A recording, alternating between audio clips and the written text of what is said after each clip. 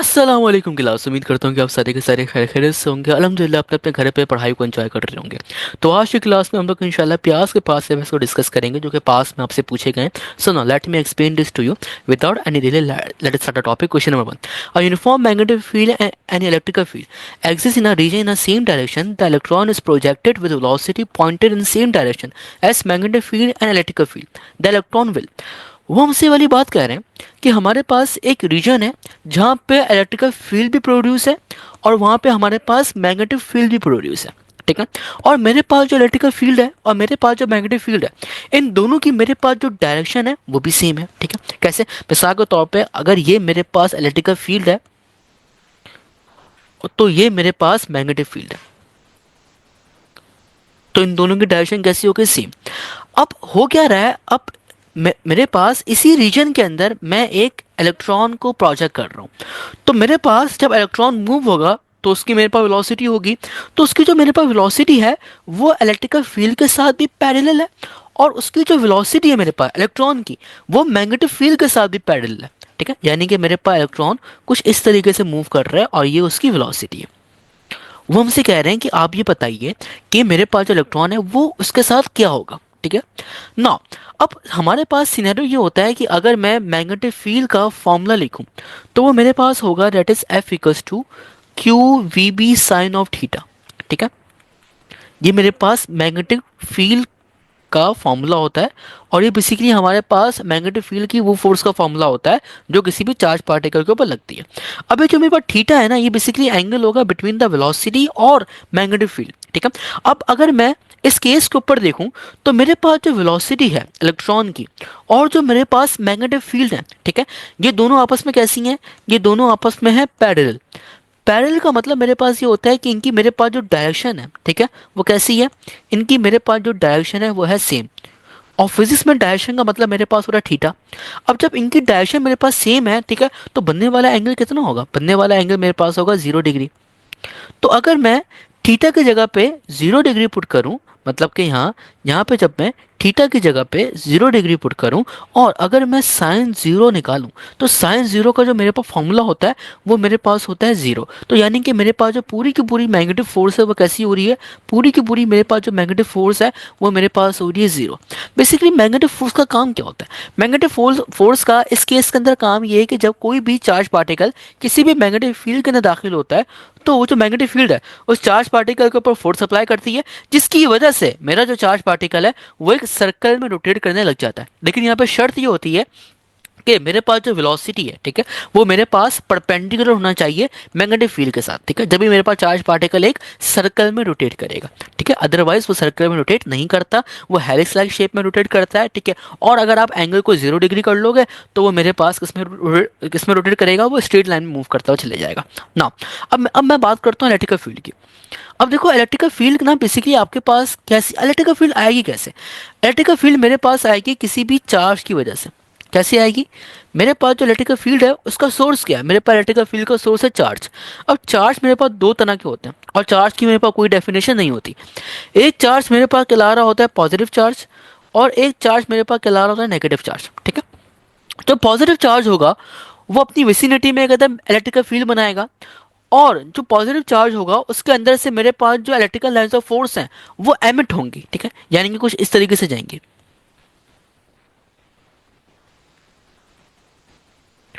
और मेरे पास एक दूसरा चार्ज है, वो चार्ज मेरे पास नेगेटिव चार्ज है। ठीक है।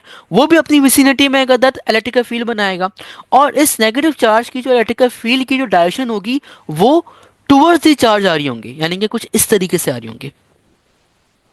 लेट्स सपोज कि नेगेटिव चार्ज है और इलेक्ट्रिकल लाइंस ऑफ फोर्स की मेरे पास जो डायरेक्शन है वो कुछ इस तरीके से आ रही होगी ना। अगर मैं अपने इस केस को डिस्कस करूं तो मेरे पास जो इलेक्ट्रिकल फील्ड की जो डायरेक्शन है वो कुछ इस तरीके से, और मेरे पास जो इलेक्ट्रॉन प्रोजेक्ट हुआ है उसकी जो वेलोसिटी है वो कुछ इस तरीके से,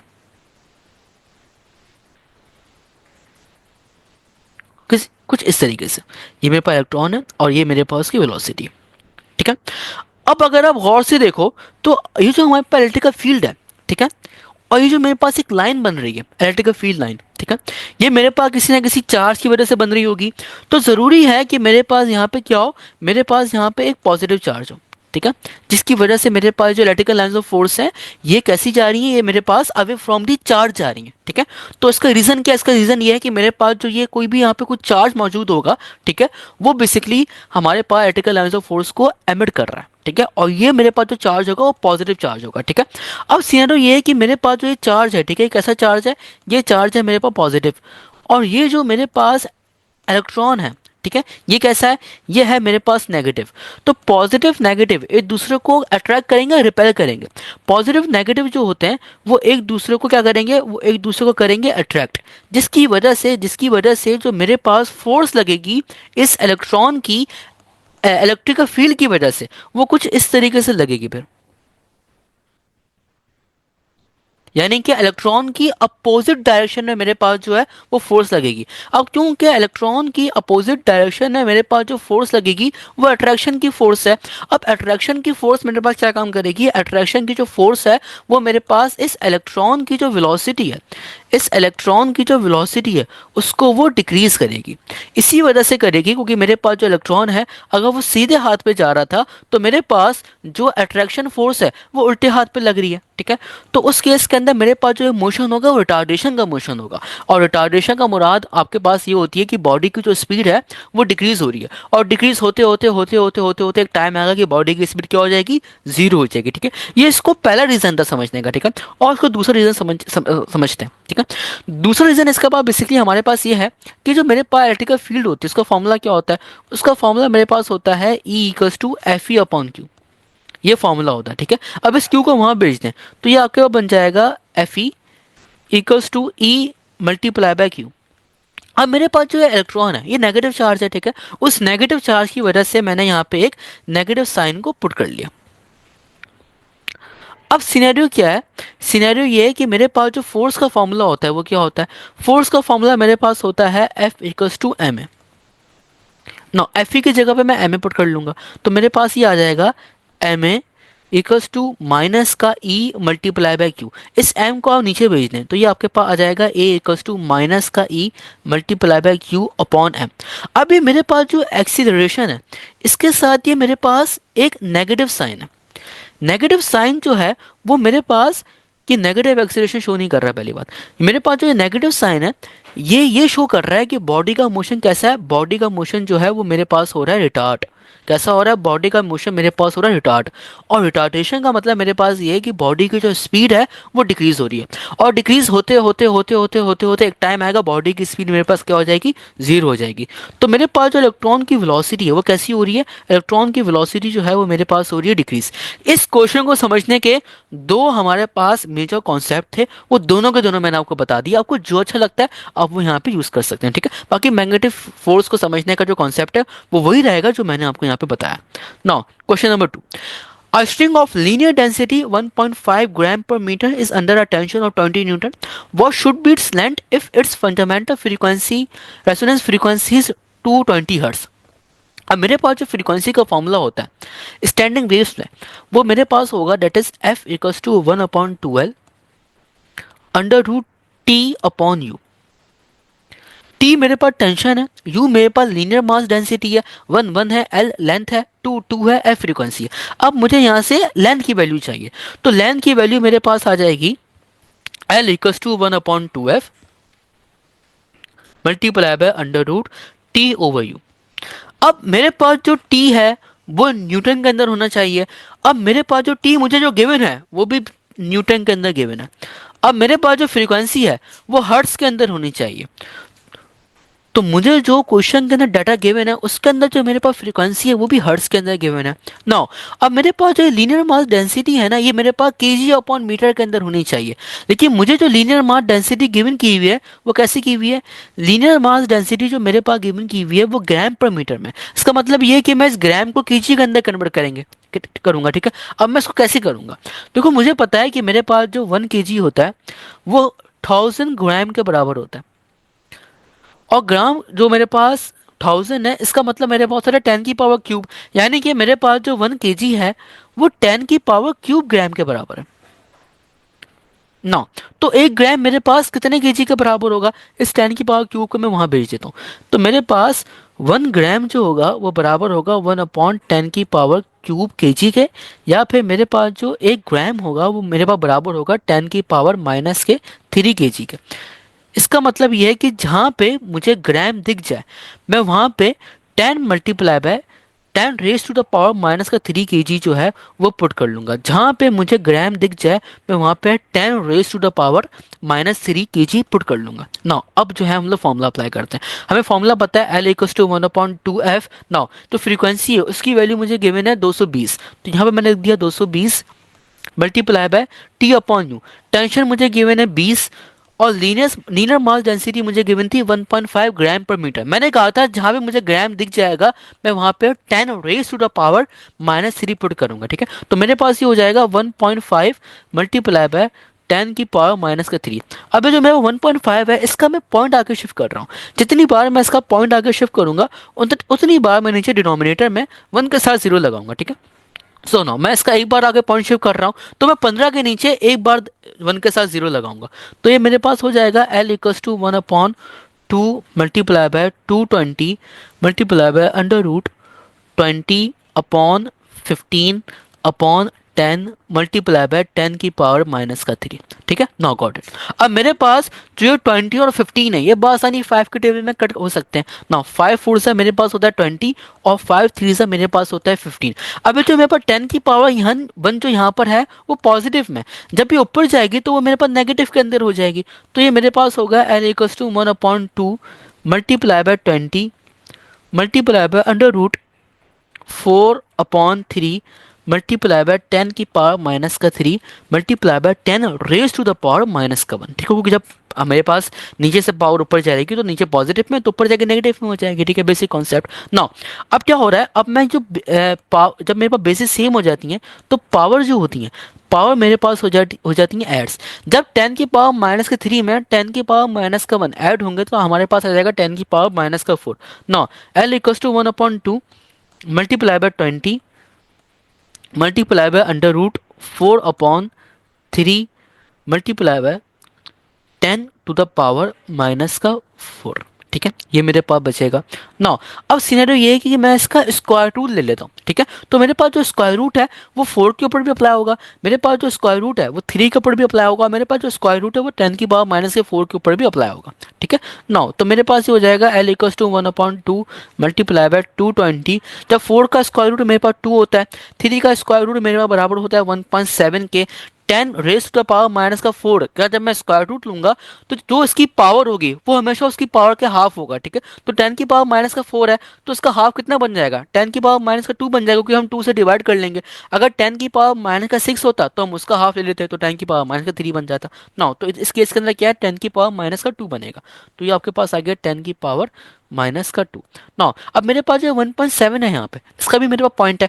अब क्या होगा, मैं इसका जो पॉइंट है वो आगे शिफ्ट करूंगा, और जितनी बार पॉइंट आगे शिफ्ट करूंगा उतनी बार मैं नीचे डिनोमिनेटर में 1 के साथ 0 लगाऊंगा, और ये 1 के साथ 0 जो है वो ऊपर चले जाएंगे और 10⁻⁻⁻ बन जाएंगे। तो मैं क्या कर रहा हूँ, मैं इसको डायरेक्ट कर रहा हूँ, ठीक है। और डायरेक्ट करने से पहले मैं एक काम कर रहा हूँ कि मुझे पता चल गया कि भाई जो मेरे पास ये ऊपर वाला 2 है ये इस 2 को कैंसिल कर देगा, ठीक है। तो मैंने आपस में कैंसिल भी कर दी। नो अब मेरे पास ये आ जाएगा 1/220 मल्टीप्लाई बाय 1/17 मल्टीप्लाई बाय 10⁻⁻³ अब 10⁻⁻³ ऊपर जाएगा तो आपके पास पॉजिटिव बन जाएगा। तो ये हो गया मेरे पास 1/220 मल्टीप्लाई बाय 10⁻³ यानी कि 1000, ठीक है। तो आपके पास 2 0 आ गए अपॉन 17।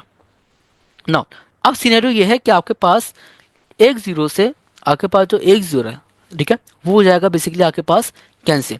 अब अगर मैं 100 को डिवाइड कराऊँ 22 से, तो 100 को डिवाइड में अगर मैं 22 से कराऊँ तो मेरे पास ये बन जाएगा 2 1 ज़ा 2 2 1 ज़ा 2, और मेरे पास ये हो गया 2 5 ज़ा 10, और 0 का 0 मेरे पास यहाँ पे आ गया, ठीक है। नाउ 17 1 ज़ा मेरे पास 17 होता है, 17 2 ज़ा मेरे पास होगा 34, और 17 3 ज़ा मेरे पास जो होगा वो बराबर होगा डेट इज़ 51 के, ठीक है। इसको चेक भी कर लेते हैं कि अगर मैं 17 को डिवाइड कराऊँ 3 से तो 7 3 ज़ा मेरे पास होगा 21, तो 2 यहाँ पे जाएगा, 3 1 आएगा। नाउ 3 1 ज़ा 3 होता है, एंड 3 1 ज़ा 3, और 3 प्लस वन मेरे पास जो होगा वो बराबर होगा 4 के। Oh sorry sorry sorry sorry, 17 three से मेरे पास 21 होता है, ठीक है, तो 1 यहाँ पे जाएगा और 2 यहाँ पे जाएगा, 3 1 से 3 होता है और 3 प्लस 2 मेरे पास 5 होता है, ठीक है, तो यहाँ पे आ गया 51। ना तो 17 थ्री से मेरे पास होगा 51। अब अगर मैं इस 50 को 51 बना लूँ तो इसमें कोई दिक्कत की बात नहीं है, ठीक है ना। मैं क्या कर रहा हूँ, मैं इस 50 को 51 बना रहा हूँ ताकि ये बात आसानी 17 से कट हो जाए। आप इस तरीके से कर सकते हो, ठीक है। आप 50 को 51 बना लो, 99 को 100 बना लो, 91 को 90 बना लो, 4 को 3 बना लो, 4 को 5 बना लो, ठीक है, ताकि आपकी जो कैलकुलेशन है वो आसान हो जाए और आप किसी भी नंबर को एक डिजिट आगे या किसी भी नंबर को एक डिजिट पीछे आप आसानी जो है वो कन्वर्ट कर सकते हो। इतना हमें अलाउ होता है। ऐसा नहीं है कि 4 को 10 बना दिया, 10 को 12 बना दिया, 99 को 80 बना दिया, फिर आंसर गलत ही आना है हमेशा, ठीक है। तो ना 51 ऊपर है, 17 नीचे, तो मुझे पता चल गया भाई 71 से 17 होता है और 17 थ्री से मेरे पास होगा 51। ना अब मुझे 3 को डिवाइड करना है 11 से, कैसे करेंगे। ना 3 अंदर चला गया और मेरे पास जो 11 है वो मेरे पास आ गया बाहर। ओके, तो 11 के टेबल में 3 तो आता नहीं है, क्या करेंगे, पॉइंट लगाएंगे, जीरो बढ़ाएंगे। 11 वन से 11 होगा, 11 टू से 22 और 11 थ्री से 33 होगा। यानी कि इसका जो मेरे पास आंसर आएगा वो आएगा, ये आ गया मेरे पास 8 और पॉइंट लगा हुआ नीचे, मैं नीचे जो है वो मैं जीरो बढ़ा लेता हूँ। तो ना 11 फाइव से 55 होगा, 11 सिक्स से 66, 11 सेवन से 77। यानी कि मेरा जो आंसर आएगा वो आएगा 0.27 मीटर। मेरे पास क्या आंसर आएगा, मेरे पास आंसर आएगा 0.27 मीटर। ये मेरे पास जो स्ट्रिंग है उसकी ये लेंथ होगी 0.27 metre, which is option number A is the right answer. Now, question number 3. If the green light falls on red rose, which color will you see? अब हमारे पास सिनेरियो ये होता है कि ये जो सवाल है ये आपका लिया गया है ब्लैक बॉडी से। अब कोई भी चीज़ जो है वो आपको कलरफुल दिखती कैसे, यानी कि अगर मैंने जो है वो इस टाइम पे रेड शर्ट पहनी हुई है, मैंने इस टाइम पे रेड शर्ट पहनी हुई है, ठीक है, या फिर आपने कोई भी जो है वो कलर पहना हुआ है, ठीक है, ब्लू ग्रीन कोई भी आपने कलर पहना हुआ है। अब अगर मैंने मिसाल के तौर पे इस टाइम पे रेड शर्ट पहनी हुई है तो ये मुझे रेड दिख क्यों रही है, मुझे रेड ये इसी वजह से दिख रही है क्योंकि तमाम के तमाम जो लाइट की रेज हैं, तमाम के तमाम मेरे पास जो रेडिएशंस हैं वो इस कलर के अंदर जा रही हैं, ठीक है, वो शर्ट के अंदर जा रही हैं। तमाम के तमाम लाइट की जो रेज हैं और तमाम के तमाम मेरे पास जो रेडिएशंस हैं वो इस शर्ट के अंदर जा रही हैं, ठीक है।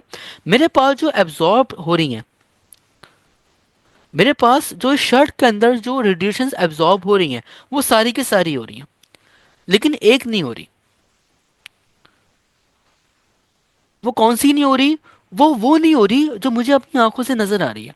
इसका क्या मतलब हुआ, इसका मतलब ये हुआ कि अगर आपको कोई भी चीज़ नजर आ रही है ना कि वो चीज़ हमारे पास ब्लू है या वो चीज़ हमारे पास ग्रीन है या फिर वो चीज़ हमारे पास रेड है, तो वो चीज़ आपको कलरफुल इस तरीके से नजर आ रही है क्योंकि तमाम के तमाम जो लाइट की रेज हैं वो उस पर्टिकुलर सब्सटेंस के अंदर जा रही हैं, ठीक है।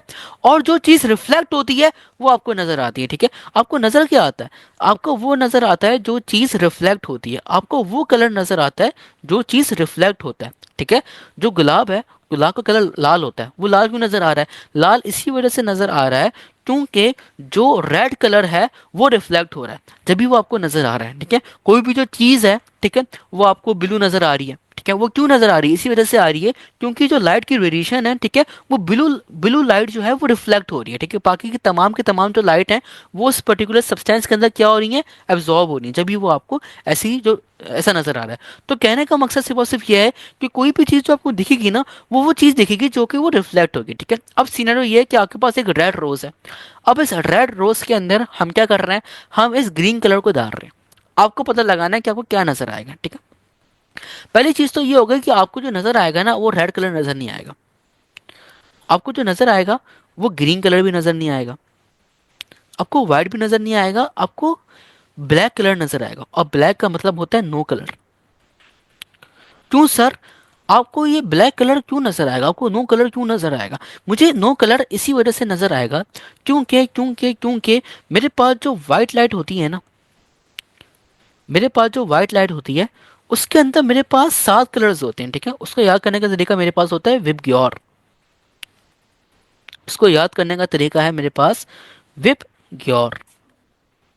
विबग्योर का मतलब मेरे पास होता है violet, indigo, blue, green, yellow, orange, red. ठीक है, अब ये जो मेरे पास गुलाब का फूल है जो कि रेड है, ठीक है, ये रेड मुझे इसी वजह से नजर आ रहा है क्योंकि जो लाइट की रेज है, ठीक है, वो सिर्फ और सिर्फ रेड को रिफ्लेक्ट कर रहा है। मेरे पास जो पर्टिकुलर सब्सटेंस है वो सिर्फ और सिर्फ रेड को रिफ्लेक्ट कर रहा है, जब भी जो है वो मुझे वो रेड रेड नजर आ रहा है। बाकी तमाम के तमाम जो मेरे पास लाइट की रेज हैं, चाहे वो ऑरेंज हो, चाहे वो मेरे पास येलो हो, चाहे वो मेरे पास ग्रीन हो, चाहे वो मेरे पास ब्लू हो, चाहे वो मेरे पास इंडिगो हो, चाहे वो मेरे पास वायलेट हो, ये तमाम के तमाम जो मेरे पास रेस हैं वो क्या कर रहा है, वो एब्जॉर्ब कर रहा है। तो जो चीज़ मेरे पास वो एब्जॉर्ब कर रहा है, ठीक है, वो मुझे वो नज़र नहीं आएंगी। तो अगर मैं उस रेड कलर के ऊपर ग्रीन कलर डालूंगा ना तो वो मेरे पास कुछ नज़र नहीं आएगा, वो मुझे वो ब्लैक कलर ही नज़र आएगा।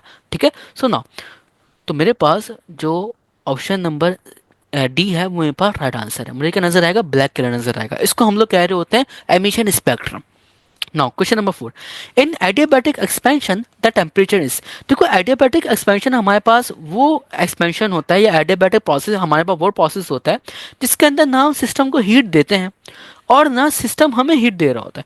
तो ऐसे सिस्टम को या फिर ऐसे प्रोसेस को हम लोग कह रहे होते हैं एडियाबैटिक प्रोसेस या एडियाबैटिक सिस्टम। ठीक है, यानी कि अगर मैं फर्स्ट लॉ ऑफ थर्मोडायनेमिक्स का इस्तेमाल करूं तो वो मेरे पास होगा delta Q equals to delta U plus का delta W.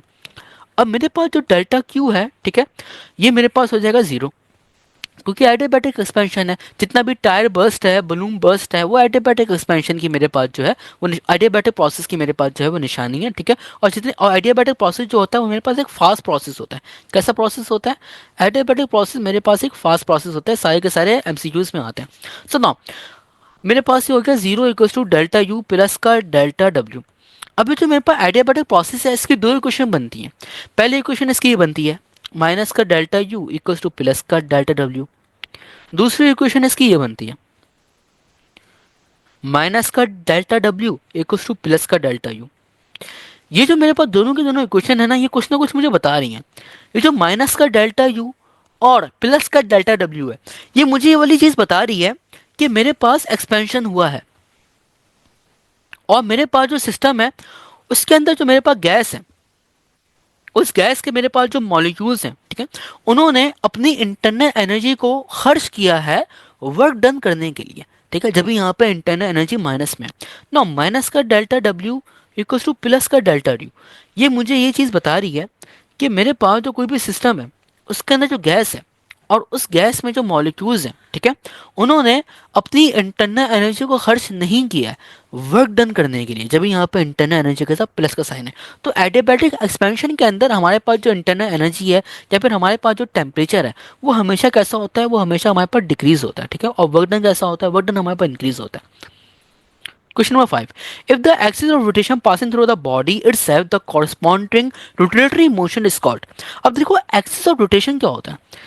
Axis of rotation basically आपके पास ना एक वो लाइन होती है, वो इमेजिनरी भी हो सकती है, वो हमारे पास फिजिकली भी हो सकती है, जो कि किसी भी बॉडी का एक्सिस होता है कि कोई भी जो बॉडी है उस एक्सिस के या उस लाइन के अलोंग एक सर्कल में रोटेट कर सकती है। तो ऐसी लाइन को हम लोग कह रहे होते हैं एक्सिस ऑफ रोटेशन।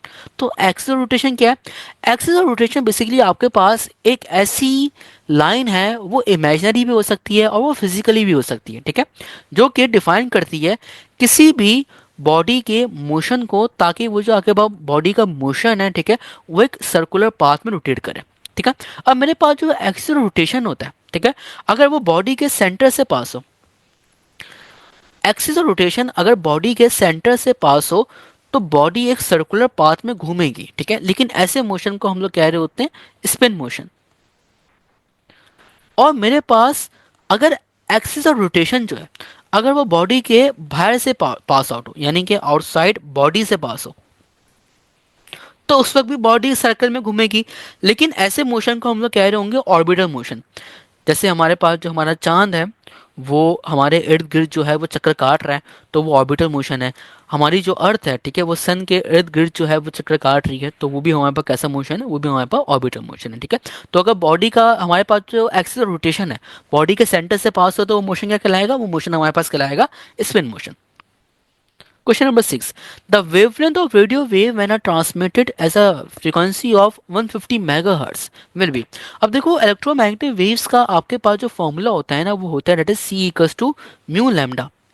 अब आपको लैम्डा चाहिए तो ये आपके पास हो जाएगा lambda equals to C upon mu. अब आपके पास जो स्पीड ऑफ लाइट होती है वो आपके पास होती है 3 मल्टीप्लाई बाय 10 की पावर 8 और जो म्यू है वो आपके पास होता है 150 मल्टीप्लाई बाय 10 की पावर 6। ठीक है, सो ना 3 1 से 3 होगा, 3 5 से 15 होगा, 0 का 0 आपके पास यहाँ लगेगा, 10 की पावर 6 से ऊपर जाएगा तो आगे बन जाएगा 10 की पावर माइनस का 6, बेसिस सेम पावर एड्स हो जाएंगे। तो ऊपर आपके पास आ गया 10 की पावर 2, नीचे आपके पास आ गया 1/50। ना अभी जो 50 है इसको मैं इस तरीके से लिख सकता हूँ दैट इज 1/5 मल्टीप्लाई बाय 10 और ऊपर भी आके बाद 10 की पावर 2। जो 10 की पावर 1 है जब ये नीचे से ऊपर जाएगा तो आके बाद बन जाएगा नेगेटिव का और ये हो जाएगा आपके पास 1/5 मल्टीप्लाई बाय 10 की पावर 1। ठीक है, जो 1/5 है ये मेरे पास बराबर होता है 0.2 के और मल्टीप्लाई बाय 10 की पावर 1। जब 10 की पावर 1 0.2 से मल्टीप्लाई होगा तो आगे पास आंसर आएगा 2 metre, which is option number B is the right answer. Question number 7. A magnet is introduced onto the coil and the voltage is induced across the coil. Which of the following effect has no effect on the induced voltage? ये basically आपके पास जो question है फ्राडे law of electromagnetic induction से लिया गया। फ्राडे law of electromagnetic induction ये कहता है कि अगर आपके पास कोई एक कॉइल है, ठीक है, और अगर उस कॉइल से गुजरने वाला जो मैग्नेटिक फ्लक्स है अगर आप उसको वेरी करो टाइम के साथ साथ तो उस कॉइल के अंदर ईएमएफ इंड्यूस हो जाएगी। ठीक है, जिसका फॉर्मूला हमारे पास होगा E इक्वल्स टू माइनस का N delta five over delta T. Delta five change in magnetic flux, delta T time के साथ साथ। Now N is the number of turns, minus sign क्या है, माइनस साइन बेसिकली आपके पास Lenz law होता है और ई क्या है, ई आपके पास ईएमएफ है। तो अगर हम फ्राडे लॉ ऑफ इलेक्ट्रोमैग्नेटिक इंडक्शन के जितने भी फॉर्मूलाज देखें, चाहे हम उसका बेसिक फॉर्मूला देखें, चाहे मोशनल ईएमएफ देखें, चाहे हमारे पास सेल्फ इंडक्शन का देखें, चाहे मोशनल ईएमएफ का देखें, ठीक है, सॉरी म्यूचुअल इंडक्शन का देखें, उस केस के अंदर थिकनेस का हमारे पास जो है वो कोई भी काम नहीं होता, बाकी तीनों का हमारे पास जो है वो काम इसके अंदर होता है। याद रखिएगा कि लेंस लॉ जो होता है वो आपके पास कंजर्वेशन ऑफ एनर्जी के लिए यूज होता है। In pair production we have a pair of, देखो पेयर प्रोडक्शन के अंदर आपके पास सिनेरियो ये होता है कि मिसाल के तौर पे ये आपके पास एक आगे सर्कल, अब इसको हम सर्कल नहीं कहेंगे, इसको हम लोग हैवी न्यूक्लियस कहेंगे। सर ये हैवी न्यूक्लियस क्या होता है, देखो हैवी न्यूक्लियस ना बेसिकली हमारे पास इसको हम लोग इसी वजह से यूटिलाइज करते हैं ताकि मेरे पास जो मोमेंटम है, ठीक है, उसको कंजर्व किया जा सके। मेरे पास जो मोमेंटम है उसको कंजर्व किया जा सके जब भी हम लोग जो है वो हैवी न्यूक्लियस का यहाँ पे काम कर रहे होते हैं। ठीक है, अब मिसाल के तौर पे मेरे पास ये एक रेडिएशन आई, इसको हम लोग फोटोन कह रहे हैं। जैसे ही मेरे पास फोटोन आते हैं इस हैवी न्यूक्लियस से स्ट्राइक करते हैं, नतीजे में मेरे पास जो होता है वो एक पार्टिकल प्रोड्यूस होता है और एक एंटी पार्टिकल प्रोड्यूस होता है।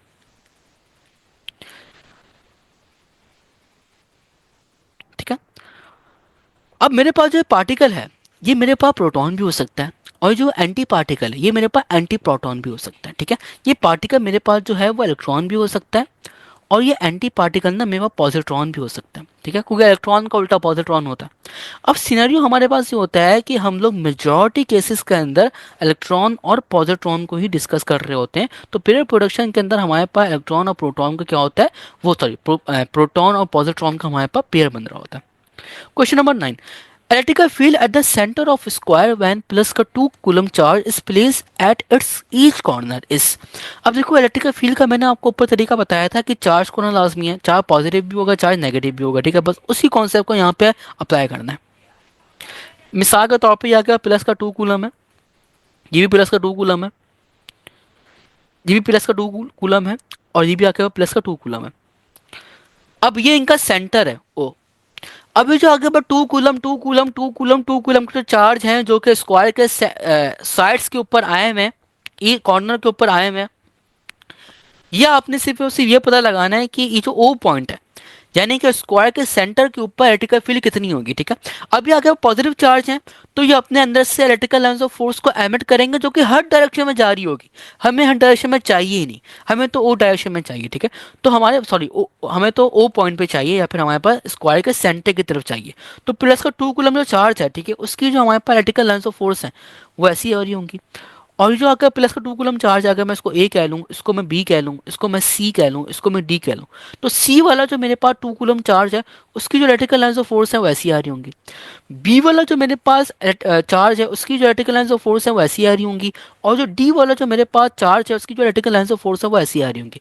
तो ये सारी की सारी जो मेरे पास इलेक्ट्रिकल लाइन्स ऑफ फोर्स हैं, ये इक्वल मैग्नीट्यूड की हैं। सर आपको कैसे पता चला? ई इक्वल्स टू के क्यू ओवर आर स्क्वायर, हमने यहाँ पे फॉर्मूला अप्लाई करा। ये बेसिकली आपका इलेक्ट्रिकल फील्ड का फॉर्मूला होता है। अब मेरे पास जो के है वो भी सबका सेम है, चार्ज भी सबका सेम है, और डिस्टेंस भी सबका सेम है।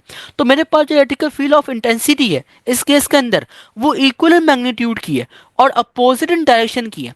ठीक है, तो वो सारी की सारी आपस में कैंसिल हो जाएंगी, और मेरे पास जो नेट इलेक्ट्रिकल फील्ड आ रही होगी, मेरे पास जो नेट इलेक्ट्रिकल फील्ड आ रही होगी वो कैसी आ रही होगी? वो मेरे पास आ रही होगी जीरो। लेकिन सर क्या इस पॉइंट पे पोटेंशियल एग्जिस्ट करेगा? हाँ, मेरे पास जो पोटेंशियल होगा ना, वो मेरे पास हमेशा नॉन जीरो होगा। ये मेरे पास नस का क्वेश्चन था। ये मेरे पास नस का क्वेश्चन था कि नस वालों ने सवाल पूछा कि क्या ऐसा पॉइंट पॉसिबल है कि जहाँ पे इलेक्ट्रिकल फील्ड जो है वो जीरो हो लेकिन इलेक्ट्रिकल पोटेंशियल जीरो ना हो? तो हाँ, बिल्कुल ऐसा पॉइंट पॉसिबल है। What is the correct record for the diameter of the wire when measured by the screw gauge of least count 0.001 centimetre? अब देखो, आपके पास लीस्ट काउंट क्या होता है? लीस्ट काउंट बेसिकली आपके पास किसी भी मटेरियल की या फिर किसी भी इंस्ट्रूमेंट की लीस्ट काउंट बेसिकली आपके पास किसी भी इंस्ट्रूमेंट की ये प्रॉपर्टी होती है कि वो कितनी छोटी से छोटी वैल्यू को मेजर कर सकता है। वो आपके पास कहला रहा होता है लीस्ट काउंट। ठीक है, अब जो लिखा हुआ है 0.001, इसका मतलब ये है कि मेरे पास इस पर्टिकुलर लीस्ट काउंट से जो रीडिंग होगी ना, उसके अंदर मेरे पास कितने डिजिट होंगे? जीरो होगा, दो होगा, तीन होगा, चार, यानी कि मेरे पास के अंदर चार डिजिट होंगे। कहने की बात सिर्फ ये है कि जितने लीस्ट काउंट के अंदर मेरे पास नंबर्स आ रहे होते हैं, उतने ही मेरे पास रीडिंग्स जो मैं ले रहा होता हूँ इंस्ट्रूमेंट्स की मदद से, उसमें भी मेरे पास उतने ही डिजिट आ रहे होते हैं। अब लीस्ट काउंट के अंदर मेरे पास जो डिजिट आ रहे हैं वो कितने आ रहे हैं? वो मेरे पास आ रहे हैं चार। तो इसका मतलब ये है कि मेरी जो पर्टिकुलर रीडिंग होगी उसके अंदर भी मेरे पास चार डिजिट ही होंगे। ठीक है, तो जो मेरे पास 2.312 सेंटीमीटर है, ये मेरे पास इसका राइट आंसर है। Now this is all about कि वो एमसीक्यू जो कि प्यास के पास सिलेबस में आए थे। Thank you for watching this video and thank you for attending this lecture. जज़ाकल्लाह। Take care of yourself. Allah हाफिज़।